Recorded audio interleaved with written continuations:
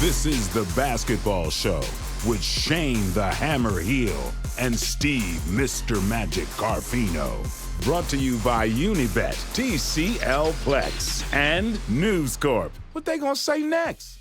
Hello and welcome to The Basketball Show. Coming to you a little differently because of the coronavirus. Let's all be safe out there. Remember the things that I reminded you of at the end of the last show. Of course, we'd like to thank our sponsors, Unibet, for giving us all those tips on those money problems that we're going to be having very shortly. TCL and, of course, News Corp doing a fantastic job, very generous of them to give us their studio for taping of the basketball show throughout the year. Of course, my boy Shane Heel is joining us. He's not in my room, but he's somewhere around Australia making all the kind of noise that he is. Hammer, what do you think out there? What do you think about the finals? Absolutely outstanding basketball from the Perth Wildcats, who ended up winning the series by with an asterisk against the Sydney Kings, who are super talented this year. Minor premiers, but a great job by them and a great year. Well, I'm in the Shire, mate, and I have got a T-shirt on. Director Dave's not telling me what to do. I see you've come in your pajamas and looking like a tube of toothpaste. But anyway, it's great to be with you regardless of what's going on around Australia. How good with the Perth Wildcats? Bryce Cotton is a freak. I will argue with anybody about where he stands in the history of imports in the NBL. And what about Nick Kay? We asked for him to stand up. Did he stand up? 7 trifectas, 7 from 9. The man has got another level, and they did it.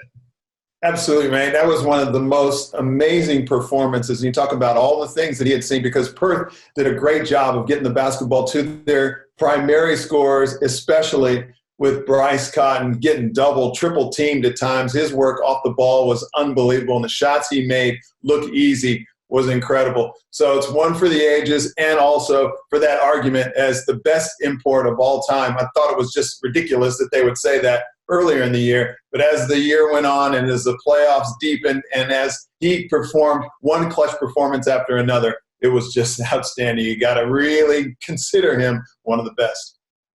Well, that's been decided. Perth won it. They didn't finish the series. We all know why. But Carfino's call this week, was that the right decision? I don't think so. You know, I think that sport is unpredictable, and it would have been unpredictable. We've seen all kind of upsets, and it would have been an upset if the Sydney Kings came back in that series. Let's give the Perth Wildcats some credit. They were the better team in the final thus far, but it was a 5-game series. How can you determine a champion after only 3 games, especially as unpredictable as it was? Nobody had won a home game yet. There weren't any fans in the stands. It was just a series that was unprecedented with new things that were thrown at it. So I just don't think that you can determine who is a champion when they didn't actually win the championship. But like I said, credit to them. They played good basketball. I don't think anybody would have said the Sydney Kings deserved to win it over the Perth Wildcats. But I just don't think that you had an outright champion when you didn't finish the series. Yeah, well, we're on different pages there because I think you had to make a decision. I think a championship had to be awarded. I think it had to go to the Perth Wildcats being up 2-1. It wasn't their fault either. And I don't blame the Sydney Kings for not continuing on. My first thought was, well, I would have wanted to play. But then when you listen to all of the reasons why the Sydney Kings don't, you respect their decision. NBL were in a tough position as well. The only thing that would have changed it for me is whether that conversation happened between Paul Smith, the Perth Wildcats, and the NBL, that there was no team awarded the championship if the series wasn't concluded.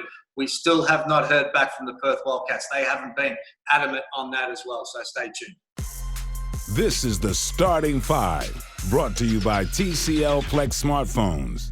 Yeah, let's jump into Starting 5, brought to you by TCL. And boy, haven't they looked after our star, Shane the Hammer Heel. If you're wondering where Hammer Time went, well, they had to make a little bit of room for Carfino's call, but we're going to see Hammer Time a little bit later in the show. Got a little surprise for you as well. Let's get started right into it. The biggest positive surprise of the year. Shane, what do you think it was?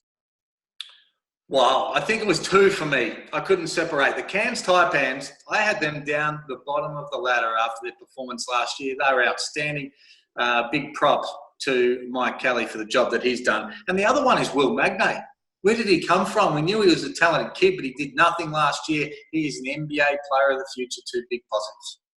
I like the fact that Jae'Sean Tate was just a role player. He looked like an undersized guy who was just going to get sent home early, and he played with the heart of a lion. So that was my big surprise packet for the year. And I'm pretty sure you won't disagree with me on that one. But let's get into the biggest disappointment of the year. And who you got on top of the list for that, Hammer? Well, the biggest disappointment for me just was the fact that we didn't get to finish the finals. It was probably the most competitive lot of semi-finals that we've seen in a long time. And then due to all these things that are outside our control, we did not get to see who was the deserved champion of this year. Well, I thought the biggest disappointment was Melbourne United. I'm sure people in Melbourne would be very disappointed as well. They had star-studded lineup. And although I was disappointed, it probably goes to show you that you just can't win the game of basketball on paper. You can do everything you want to try and get chemistry, but weren't able to do it. So that's my biggest disappointment. And there's some disappointment going on in Adelaide. They're going to have to try and gather a team without the signing of a coach. That's going to be a difficult task. Well, I'm absolutely blown away, Steve, that they are signing players and making decisions on personnel, whether they're going to keep them, not keep them, the free agency. What are they doing? How long does it take to find a coach? Free agency's coming up. They've signed Josh Giddey. We said he's a future superstar, but how many minutes has he been promised? I don't know that. Is he going to be a starter? Does he think he's going to be a starter? Does the incoming coach want that? Gee whiz, they need to get going. Oh, for sure. I mean, probably my biggest decision was when I was going to college, trying to pick which college I was going to go for. Trust me, there is no way I would have decided 4 years of my life under a head coach that hadn't been determined yet. So I'm surprised that anybody would sign to go there unless they maybe had a little inside information. That is for sure. All right. Well, Cairns, no longer are they a community team. They are moving to privatization. Entrepreneurs have looked at the Cairns Taipans' success on the court and said, I got to get me some of that. Well, I like it, Steve. We know they've been the community club for a long time, but with what Larry Kesselman's trying to get done, it's outgrown community teams. They need private funding. They need entrepreneurs. They need big businessmen with deep pockets that want to come and join this party, because we know that the NBL is going to a different level and it's attracting some people that want to be a part of it. And I think that's a good thing for North Queensland. Hopefully they bring more money in. They can retain some of these superstars, like the 3 imports that they were able to recruit. Retain those first 3 guys, and good things are happening in Cairns. Next topic is one very close to my heart, because this, if he is not everybody's favorite player in the entire nation, I'm not even talking about all the sporting codes. I'm talking about Damian Martin. You talk about a guy that has played and been successful like hardly any player around the world. All the championships that he's won, best defensive player, the respect of everybody that plays in the league. Could he be retiring? I mean, retire on a high note, a championship. Well, I mean, they're the facts, and it sounds like he played through a lot of injuries that a lot of people really didn't know the significance of these injuries, but it just shows the character of him. We all knew it. You know, he's a superstar as far as being a great leader. He's not going to put big points up, but when you talk about one of the greatest captains we've seen in Australian sport, he's up there. He has to be. 6 championships, his loyalty to Perth as well.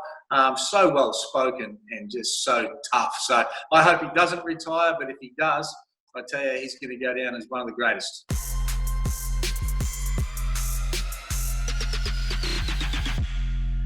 Well, we've had some of the best basketball people from all over the country contributing to the basketball show this year. And this week we've got a special from Josh Garlop.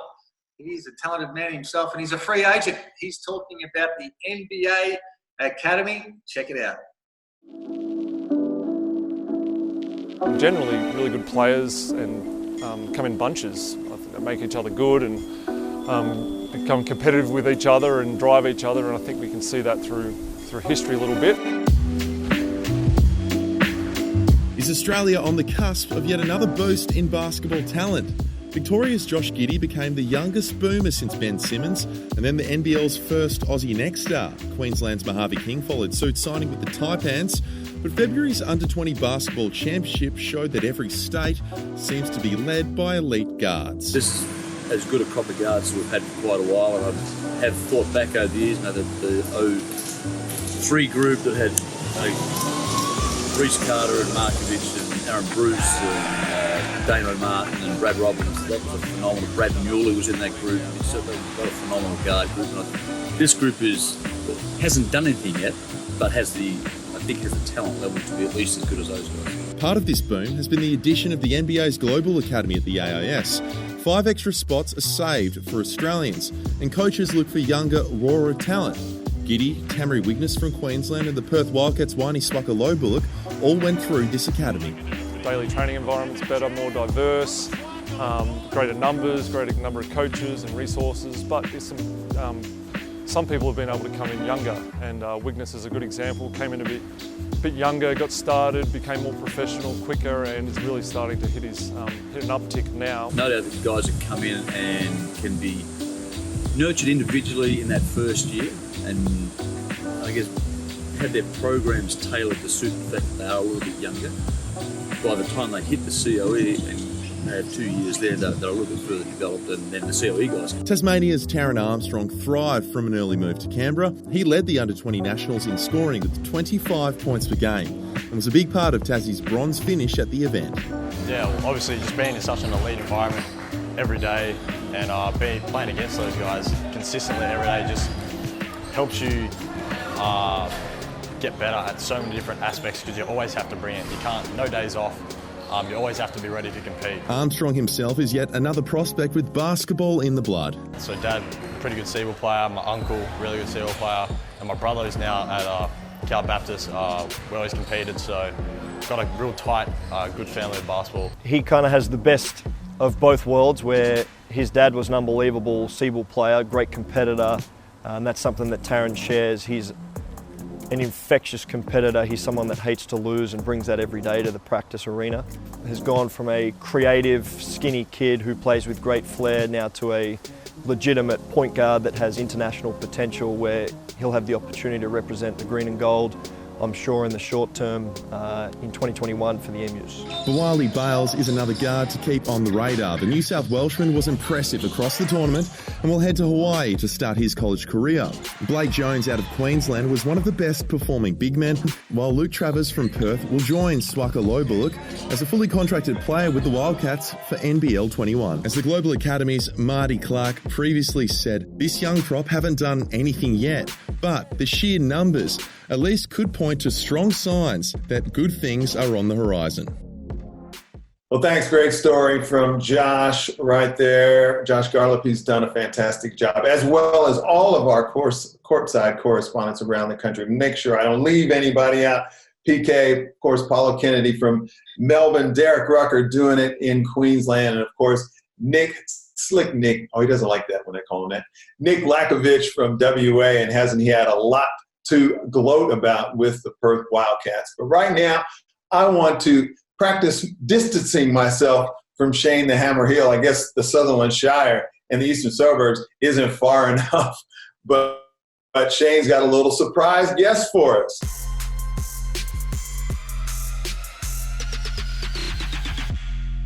All right, for Hammer Time this week, we've got a little bit of an exclusive with the most flamboyant owner in probably sports history, Paul Smith. Welcome to the show, mate. Thank you.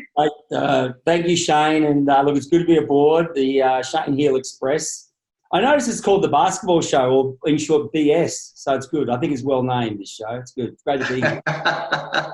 Now, I'm not going to go over everything that's already happened. There's been enough written and said about all that. But how are you travelling? I know you don't have any hair to lose, but it must have been a stressful time for you the last period. Yeah, it was. Look, it wasn't easy. No one would say it was. You know, you're confronted by decisions you never want to make or never thought you'd have to make. And those decisions impact a lot of people. They impact players, employees, and they impact fans and the public. And sometimes it's not comfortable being in the public eye like that. It's easy to be around when you're winning, but when you've got to make tough calls, it's hard. So It was difficult, but I feel really comfortable with it. I think really realistically, the events of the last 5 6 days have just reinforced that we made the right call. I'd make the same call again every time. My major concern now is the ongoing well-being of our players as we cope with it, as they cope with it, and that's important to me. And that really on the frame that we built the decision anyway. What was the right thing for the players and the community? Were you surprised at the responses? It seemed like you were adamant based on all the information you'd been given. That was the right decision. And you'd have to say, a handful of days later where AFL's following suit, now the government's jumping in, everything's shutting down. It's only a short period of time since you guys made it, but it was almost like when you made that decision, people were up in arms. Yeah, they were. And I think, look, I understand that it was an emotional reaction to the decision. And it was made in a very emotional circumstance. But unfortunately, many people, most people, are not party to what I saw, what I experienced, and what I heard from our players and our staff. And that's the way it always is. These things are behind closed doors. And the only message I had to our players when everything was said and done, as I said, we walk out of here, Sydney Kings, we walk tall. We're proud of what we're doing. We're proud of what we've achieved this year, and we're going to do it next year and the year after and the year after. This is the platform for our club now, and we're a club. We're not a team. We're a club, and we know our fans are falling in behind us. And we've even prior to all this situation occurring, we announced that we're reducing our membership prices for members. We want to acknowledge what our fans do for us, and that night, the 29th of February. 2020 was, I believe, our franchise in the building at Kudos Bank Arena became something that you just can't buy, because that moment when we ran down Melbourne and they put up a great effort and they were warriors on the night, but we got there and the crowd rallied and it was mind-numbing, the noise and the atmosphere, and I'll take that away as a very, very special memory in my life. What about the relationship with the NBL? Bogues he didn't miss anybody when he came out. Seems like there was a fair bit of disappointment from the Kings side about some of the decisions that probably weren't made from the NBL. How's that relationship sort of moved forward? Oh, look, we're one team of 9 currently in the NBL. We play in a league owned by Mr. Carol Kesselman. So our relationship is built on that, and we intend to turn up and play next year. So our objective right now is to get through a very, very challenging off-season period, and not only by virtue of the fact that we've got players to look at and to acquire, but we've got a massively shifting international environment in the basketball world, with the NBA likely and most likely to move its schedules around dramatically. So the whole notion of what would be player availability on an import level is impacted. The question of the economic viability of any sport at this point in time is under challenge. I know from the Kings' perspective, we're holding a very strong line on this, and our staff have been advised today that all jobs are safe. We're standing by our people. We're planning for next season. We'll continue to plan for next season, and that's part of the responsibility we have as owners of this team. And how that impacts us with the NBL is meaningless right now, because we can only focus on what we can deal with, and that's the Kings. What about you as an owner, mate? You've done it differently. We haven't seen anybody else, in Australia from any sports really, that sort of come out with the same flamboyant approach. I thought you were going to, I thought you had to go out and get fresh air during one of those games. The next minute you're taking off Kevin Sheedy and you're wrapping your jacket around everywhere and all the rest of it. Is this just who you are? And I've known you for a long time, and it seems like that. Or is this a strategy of being able to create, I guess, attention for the club as well? Well, it is me. You know me. You and I, Shane, we go back a long way, as you and I know. I think, 1986 we were together? 87, yeah. And so we do go back a long way. What you see is what you get. It is me. But I'll say to you that I wasn't afraid to inject my personality into the equation, because I think once we assumed full ownership, I think we relied heavily on Andrew as a focal point. And we needed to make our team a little bit more multi-dimensional. We've given our players personality. We've given them the ability to become themselves. JT, Jay Sean Tate, what he did with Tim Tams and all that sort of stuff. And my side is that we just needed to give this franchise a kick in the arse. We need to get going and we need to inject some life into it. And I'm not ashamed to admit that we did that. Can I keep up this pace forever? No. Am I going to be busting the boiler every year? No, I'm not. I hope not. There'll be a natural transition as the team evolves into the next level of what it is. But right now, we needed to just sort of pick it up and give it everything we had, and that's what we've done this year, and the results speak for themselves. And speaking of Bogues, he's an owner of the club. I'm not sure exactly how much he owns. You might want to share that with us. But also his plans. He looked like he struggled a little bit during the season, but geez, he came good at the playoffs. What are you asking? What's what you say, mate? What are you saying? Oh, there you go. What's going on here? What have we got, Bogues? How much do you own? What are your plans? What's going on? What's happening? 10% not on doesn't kick in until I officially retire, mate. So don't retire me yet. And yes, the bloody we got through that's what we want to know. Are you playing next year, mate? You're unbelievable in the finals. Oh, it's a coin flip at the moment. We'll see what happens, mate. It's a lot crazy going on in the world right now. So not sure what's going on. Actually, just heard 5 minutes ago the Olympics are now postponed to 21. So that's a whole other thing to think about. But a lot going on at the moment.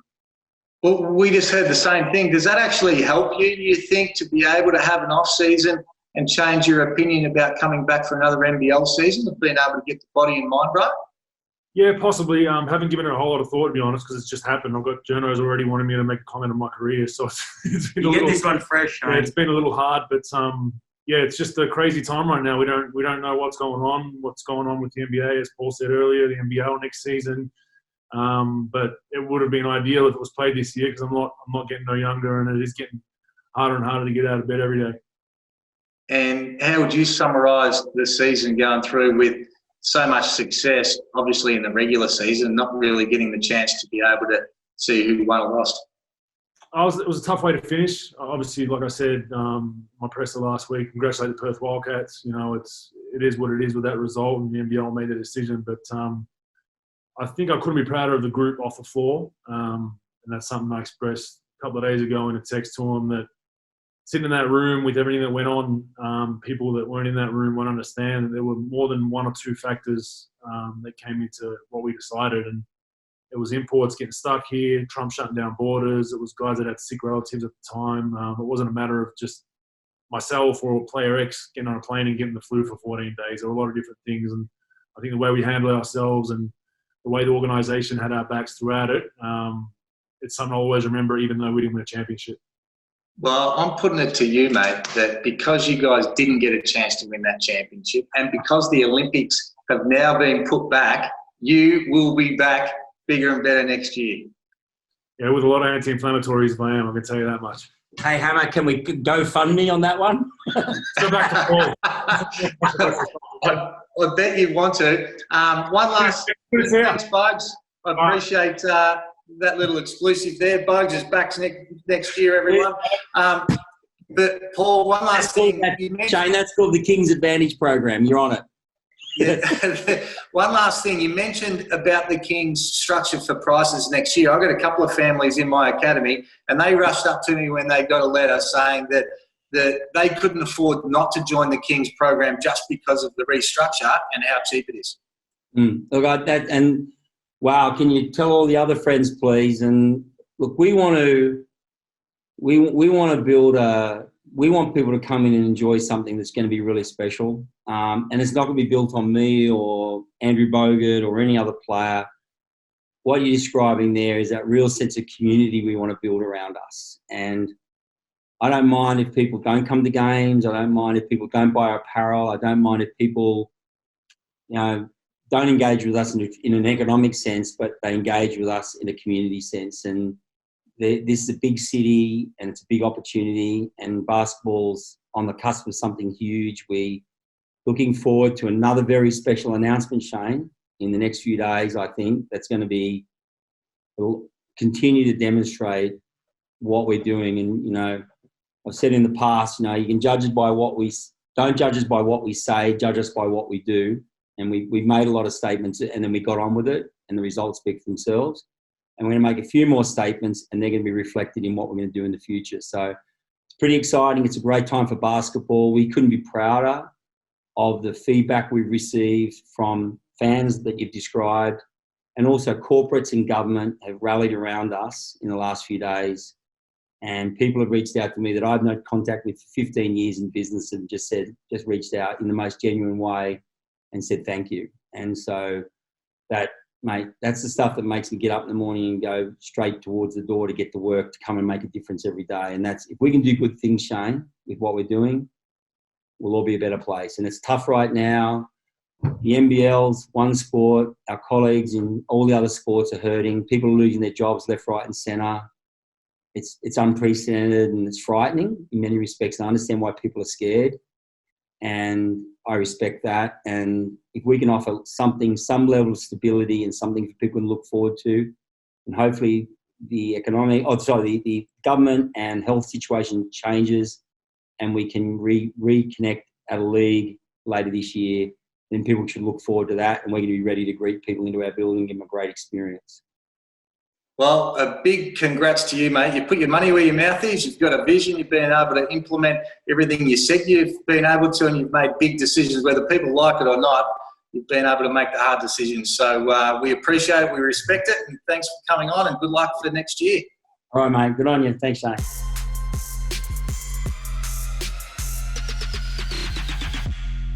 One of the highlights of the show, our courtside correspondents have done a fantastic job throughout the year due to trying circumstances with the health of Australia being the most important thing. We weren't able to get all of our courtside correspondents this week, but we do have Nick Lakovich in WA.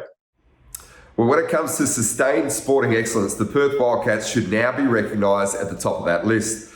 Wildcats have won 5 of the last 7 NBL championships, appeared in 8 of the last 11 grand finals, and have qualified for 34 consecutive playoffs and an all-time best 10 NBL championships. But for me personally, and I've spoken about this gentleman on the show many occasions and highlighted him in particular during the playoffs, was the individual brilliance of Bryce Cotton. To understand the attention he receives each and every game, the schemes which are built around stopping him, but yet able to stand up and deliver in the biggest moments on the biggest stage. Cotton averaged 30 points, 6 rebounds and 5 assists during the grand finals, and also the only Wildcat in the history that won a league MVP, grand final MVP and a championship in the same season.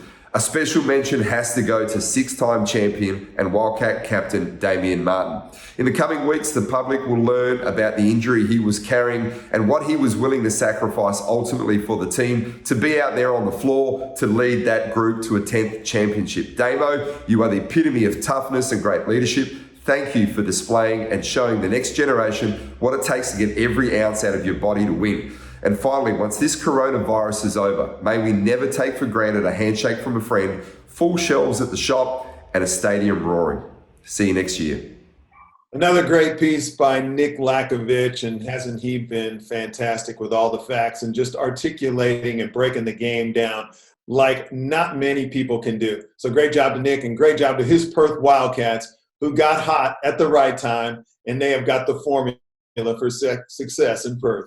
Well, he wrapped it up perfectly, didn't he, Steve? No doubt about that. And he's done that all year, just like PK and Derek Rucker as well. We've been lucky to be able to set records this year, and we couldn't have done it without our man Logan, our producer. He wears a whole lot of hats. He does it all from News Corp. Director Dave and intern Emma as well, being able to get all our social media out there, been outstanding. We've had Nathan Schrempel. He's been able to get on board, as well as Jamie Soward. Joe Healy, in the know with Joe. How good was she this year as well from Fox Sports News? So we appreciate her contributions as well. Unibet, TCL and News Corp Australia has helped us take the basketball show to levels that we didn't know we were going to be able to get to. But it's going to be bigger and better next year, and bigger than anyone else.